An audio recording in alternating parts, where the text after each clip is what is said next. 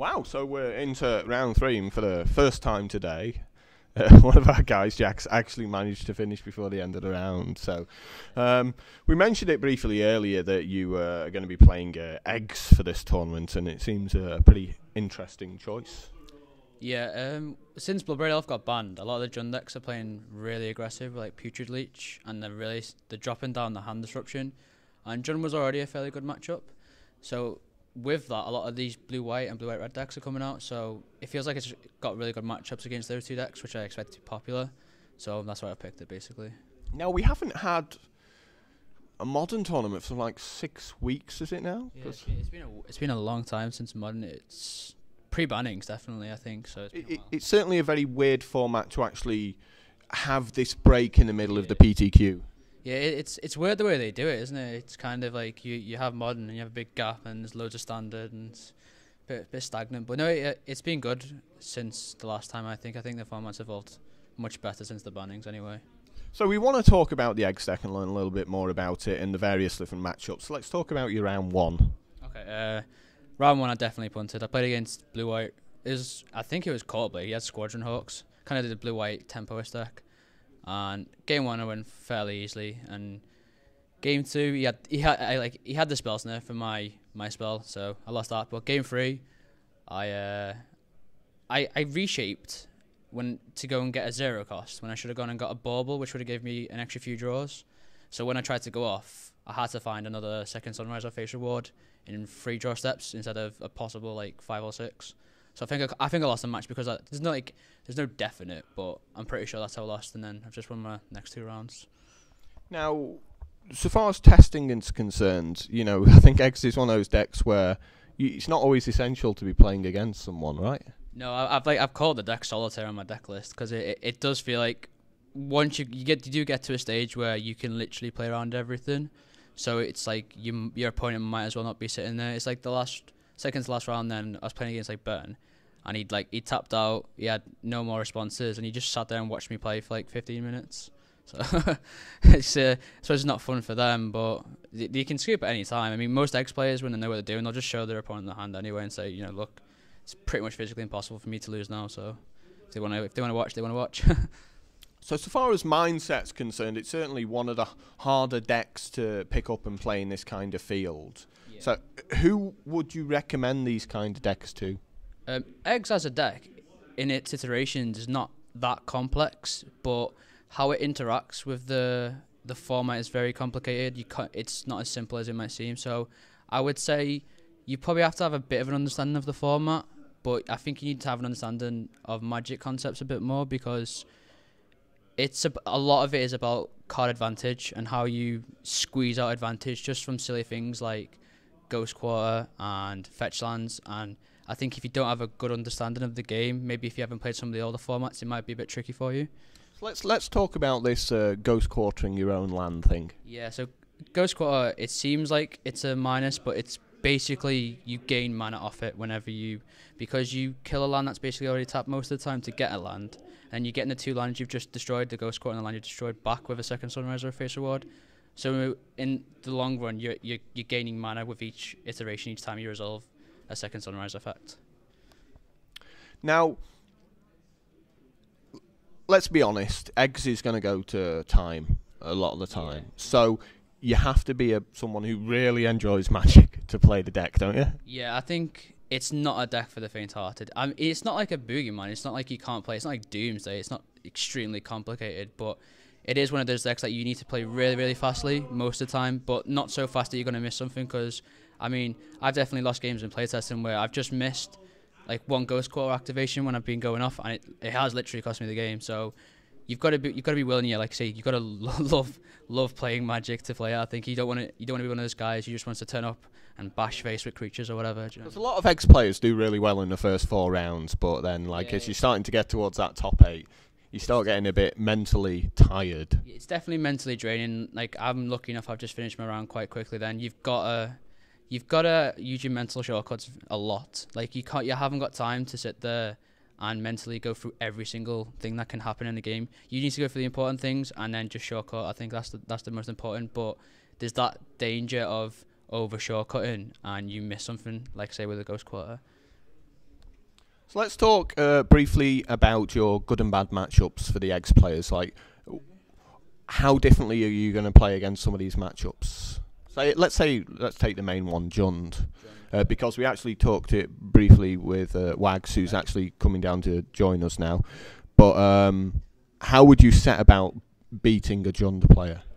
Okay, so the important thing with Jund is you need to keep a hand that's actually going to be able to like kill them on turn 4 or 5, because they're a lot more aggressive now. So you don't want to be sitting there thinking, if I get this, if I get that, I'll be able to get them, because a lot of the time they're just going to get you with hand disruption plus a fast clock. So you need a fairly stellar hand, but because you have so much redundancy, stuff like the hand disruption isn't that important, or the Deathrite Shamans, you can kind of get around it. So I think only go off when you absolutely know you can go off. Like, if you can wait another turn, I would always wait another turn. Like, if they've got like a double bolt, they've got it. Do you know what I mean? You're dead anyway. They'll just kill you in response. Always try and give you as many turns as you physically can get out of the game. That's what I'd say. Because Eggs is a bit different from Storm. You know, Storm, you go off, you fail, you've lost. Like, you've got no cards in your hand. But sometimes you can go off with Eggs, and you're able to rein yourself in and go, I'm not going to do it this turn, and still end up with a grip full of cards. Yeah, I mean, that's the beauty of it. It's one of those. It's a really resilient combo deck, which seems weird saying that, but like, I've had a game just then actually where I had 10 eggs out, a bloom, and a passed, because I knew that if I tried to go for it with the 2 1-tap mana I had left, I'd probably fizzle. So I just passed, and I know there's not much my opponent can really do to interact with me, especially with cards like Conjurer's Bubble, which I can just outstack them with. So yeah, like you say, it's very resilient. Whereas with Storm, you're just trying to find that last little bit, or you're trying to just get there off the last little draw spell. Whereas this one, it's kind of, you've got a bit more room to maneuver. So Wags, if you end up playing each other, who's going to win and why? Me, because it's me. No, I don't know. I haven't tested the matchup at all, so couldn't possibly say. Depends what I've got in my sideboard, but I'm not telling them if we're going to play each other. So what don't you want to come up against then? If we've talked about Jund, I mean, is the white-blue decks a problem for you at all? Counter spells can be an issue, but usually they're not. Like, Raman's effectively dead against me. Spellsnare is a huge card, because a lot of times to win a game, unless you get a nut draw, you have to resolve a reshape for 0, which is 2, the convert mana cost. So like, I lost the match basically because my opponent had 2 when he needed 2. Mm-hmm. So it's really hard to get through that, because the hate is not too much of an issue. Stuff like Sony Silence, if people are still playing Rule of Law, I don't think many people are. And the graveyard hate isn't that much of an issue. I've won a game just then actually through 2 Fairy Macabres and I still won. It's if they've got a mass of hate plus counter spells, it can be an issue, but it's usually all right, I think. So your current record is? I'm 2-1. I feel like I should be 3-0 though. And you're happy with the decks that you've been seeing? You think it's sort of the meta game, what you guessed is coming out? Well, I've played against like 2 mono red. They've basically got black in as well. I think they are going to be very popular, to be fair, and I played against blue white, so I think they do represent a big chunk of the meta, but I haven't played against Jund or any Tron yet, so I think they're a big player as well. And there's a case for Pod for being a pillar of the format, because it keeps some decks honest. It's funny you should say that, because Wags, round 1 and 2, you also came up against these red decks, and what have you been seeing this round? Yeah, 2 red decks round 1 and 2, and then like the other red deck round 3, Infect. Yeah. So that uses a lot of the cheap Infect creatures and pump spells to make them bigger, and it's like the Boggles deck. Any of those all-in creature decks. How does Jund fare against such a deck? Well, it has a fair bit of cheap removal, but they do have these counter spells, which, well, Vines of Vastwood is a spell which gives you a creature protection from your opponent's spells, so it's effectively a counter spell when all I'm trying to do is kill his things. I have a bit in my sideboard, but not loads and loads. I think it should be about even, and true enough, I won the first game, I lost the third, the second one I probably should have mulled, but it felt a fair even match, and yeah, I lost, but it seemed okay. Now, we've done a lot of testing, we've been together, and Infect is always one of those decks that you have to test a little bit against, but it's generally not that many decisions that you have to make, really, are there, against them? Against Infect, if it, like, because you haven't got a lot of time to test a format like Modern, you do feel like you have to kind of make some exceptions and say, well, if they draw these spells, it's virtually impossible to win, or I can play around this, I can play around that. you haven't got like, because there's just too many decks in the format. It's a bit like Legacy Modern in respect. So you've literally just got to, like, when we test, I know we usually pick 3 or 4 decks, don't we? And they're the ones we test. If we have time, we'll test against the other ones. And Infect doesn't usually come in the top 3 or 4 because it is a bit of a meta call. Infect very often defeats itself, right? Oh yeah, absolutely. You might just get. It's like I was saying earlier about Jund against a combo deck wants to have a mix of clock and disruption. Well, that's every single game for Infect, where it has to have these creatures with Infect and these pump spells for it, because otherwise you're just battling with 1/1s, or as my opponent found, having a Noble Hierarch dies and then he's got a handful of pump and it doesn't go anywhere. Yeah, it's the problem. Like, because the deck is, it feels like the deck's a bit of a 20-20 split. It's like 20-ish lands, 20-ish creatures, 20-ish pump spells, and if you draw the wrong third, you're just sitting there with like lands and pump spells, or vice versa, and you're like, oh, you can't do anything. I mean, cards like Noble Hierarch go a long way because they are a land and a creature, but to kill someone with a Noble Hierarch, you've generally got to have 4 or 5 pump spells most of the time. Even though you do deal a lot of damage to yourself with shocks and that with a deck like Jund, for example, you're not going to deal 10 to yourself, for example. You're not going to just get one hitted by a Noble Hierarch. So Infect's one of those decks I think it needs to be a bit of a pet deck. It's a bit like Alex Machitono, I can't pronounce his name, sorry, who plays Affinity all the time, and he's amazing with it. He always top 8 Grand Prix because he knows what he's doing with it when he's drawing bad as well. So if Infect feels along those lines, it feels like you have to be really, really, really hot with it if you're going to go deep in a tournament. Now, in an earlier video we was talking with Wags, and we were talking about my particular concepts of tier 1, tier 2 and tier 3 decks. Tier 1 decks are the ones you're going to see in the top 8 and potentially have a chance at winning. Tier 2 are the kind of the ones that can make a top 8, but very often don't end up winning because they're just a little bit weaker. And tier 3 are the kind of stuff you have to fight through to get to the top 8, but you're never going to see them winning a tournament. So where's Infect? Is it sort of tier 2 at the moment, or is it not even in that? I would say at the moment it's 1.5, and not because I think it's that good. I think where the meta's at with Blue White and Jund, they have to draw very well to beat it. If Infect gets a normal to good draw, it feels like Infect's favoured in a lot of matchups. But if the meta shifts, Infect will go right down to tier 3, I would say. But for now, because the post banning is still fairly new, people are still kind of getting grips to things.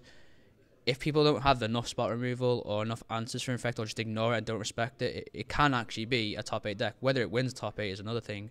But I do think it's a good Swiss deck, actually, to be fair, even though we've just said it's not great. So, question for both of you. What cards right now are crushing Infect and stopping it from being truly amazing? The best things you can do are cheap, so any 1-mana discard spells, any 1-mana removal spells, they will be very effective. Additionally, ways of stopping the pump spells from landing on their creatures, so if you have your own spell skites, that could be very effective. Stuff that stops them from casting more than one spell a turn can be useful, but swings and roundabouts, that can be good, can be bad for you.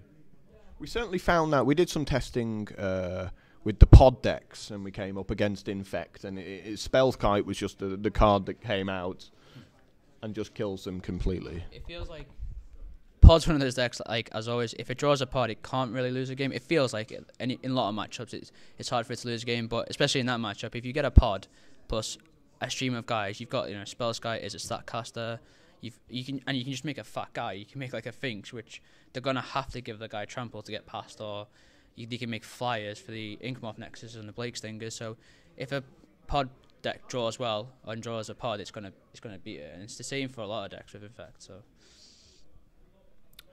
So one of the things we want you to be looking at all throughout the Swiss is looking at your decks, looking at any small changes you might be wanting to make to decks, and in fact looking as whether you should have come with a different deck completely. So to both of you, like, what are your thoughts right now on whether you picked a good deck as we're at the end of round 3? I really like my deck choice looking around. I think it's really strong. There are some suspect matchups, but it's impossible to come up with. Like, I mean, Sifka got it in the Pro Tour. He rolled the dice, picked the deck, and it pretty much did beat the entire field. There's nothing. I didn't see any in the top 16 that decks had a chance against it. So I think in that respect, I've picked a good deck. But like I say, there's some random out there that you could just like lose to from nowhere. So it's hard to assess at round 3. It's probably more of a round 6, round 7 question. You can kind of say, yeah, I've definitely picked one. And the same question to Wags about sort of your deck choice and whether you think it's good for the field right now. Yeah, currently it feels good. I've only seen 3 decks, and I've had a look around. I think maybe one of the things about Jund is it plays a lot of good cards. So none of my cards are bad, but they're probably not the best cards I could have brought today. Had I known more about the meta, had I known more about the players that were coming, I might have been able to tweak it a bit. But time constraints and basically just ignorance of what people are going to be bringing means you can't do that. So I'm happy so far with the deck I brought. I don't think it's optimal, but I think it's the best I could do. And so for the first time today, Matt Light's managed to join us, another guy who's been, like Jack, going to time every round, so we've not really got that much time left to talk to you. So how are you doing right now? And give us a blast through the first few rounds. I'm 3-0. I'm playing the blue-white-red deck, and I haven't dropped a game. I've played against red-green Tron twice, which I just murdered. It was really easy, because my deck's really well set up against them. And I also played against blue-white control, straight blue-white in a sort of pseudo-mirror. Apart from my deck's much better, set up to win the long game. So that round went 14 minutes over time, and I won 1-0. That was exciting. So what are your good matchups going to be today, and what are you going to be bad matchups? I feel like my good matchups are, from my experience so far, everything that doesn't have Liliana in it. And I think that matchup might be 50-50. It might be 50-50 at worst. Like, I haven't tested enough against the Liliana decks, but I've got a bunch of like Celestial Purges and Pithing Needles and Mana Leak, so it's not the end of the world. But how was your combo matchups? How are you feeling about them? I'm so unbelievably excited to play against combo, considering there's 3 combo decks and they all massively rely on creatures, and I have like sort of 11 billion spot removals that also draw me cards and 11 billion. Yeah, stop people searching. I'm pretty sure the deck I'm playing is the best deck for today. So by some margin. Is this the Waffa Tapper control? Yeah, it's the Waffa Tapper control deck with sort of 3 Snapcasters, 4 Colonnades, and all your removal spells apart from a couple of Paths of Burn spells. So you randomly get to the end of the game like I did in round 1, where my Tron opponent had sort of a few turns where he could maybe get back in the game, and then I resolved a Revelation for 9, untapped, triple bolted him, Snapcaster bolted him, and electrolyzed him, and then he died. And so your deck sort of transitions seamlessly from control into just a big turn a lot of the time. Right, okay. We just grind that with Colonnades. Now, Matt, how did you come about this idea that this was going to be the best deck for today? I mean, what have we done sort of testing-wise leading to this moment? I've been looking sort of in the last week and a half.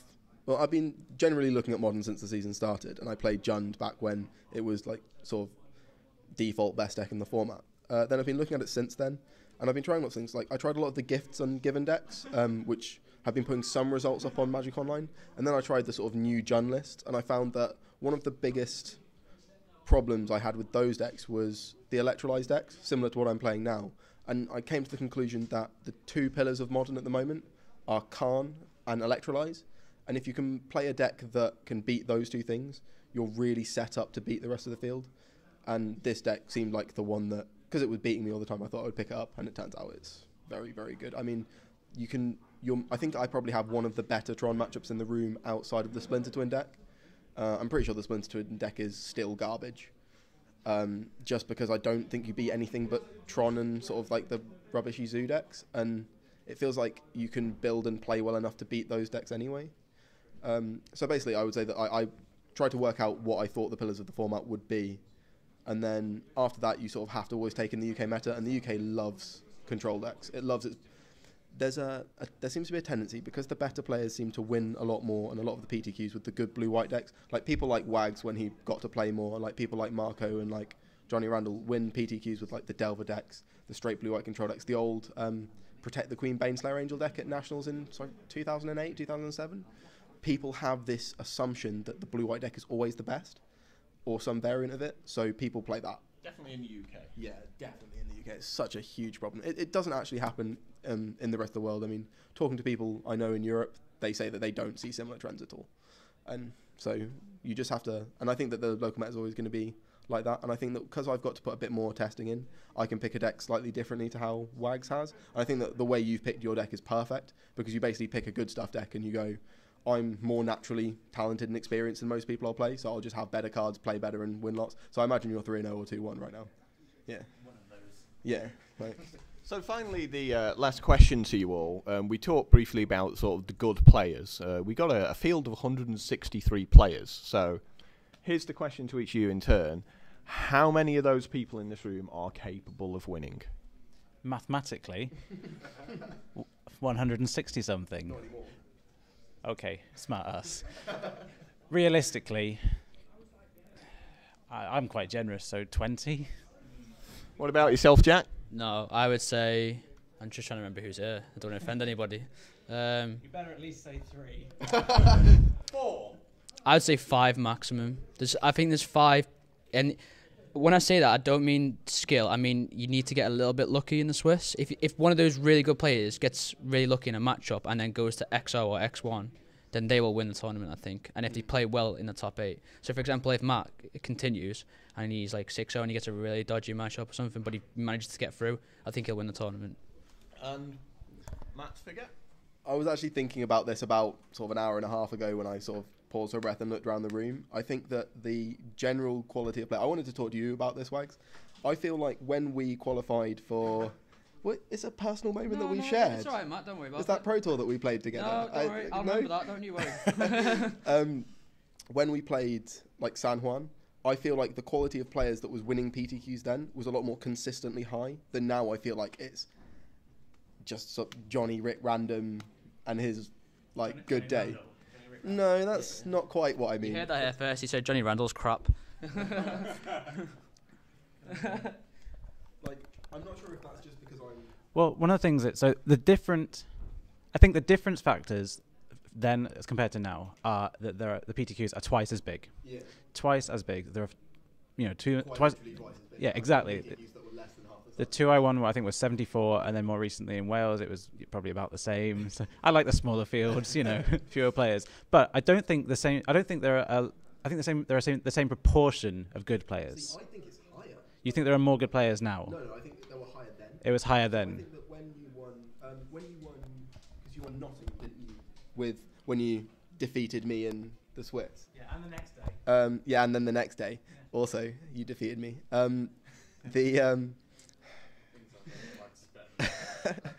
I feel like in that room there were 10 to 15 players, definitely 10, who could win the PTQ. And if I played against them, I would be actively concerned by the fact that they were as good or potentially better than me. Whereas now, I feel like of the 5, I'd like to think you'd put me in the 5. And then at that point, I don't know how many of those 5 I'm actually that worried about anymore. And I think that's really interesting because I feel like a lot of the people that were good when we played have dropped off. And maybe what I wanted to talk to you about was whether I'm just not good at working out who the new versions of those are or whether they exist or not. And I genuinely don't know the answer to that. And I think it's very interesting. So bigger people are worse. Well, I think we'll leave this conversation for after the next round since we're dragging on a bit here. But hopefully we'll pick it up after round 4. And certainly, unfortunately for Ben, we've only got 3 spare seats here. And I didn't feel like getting up myself and leaving you all to it.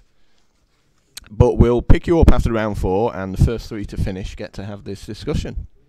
Won't be me. Yep. Race is on.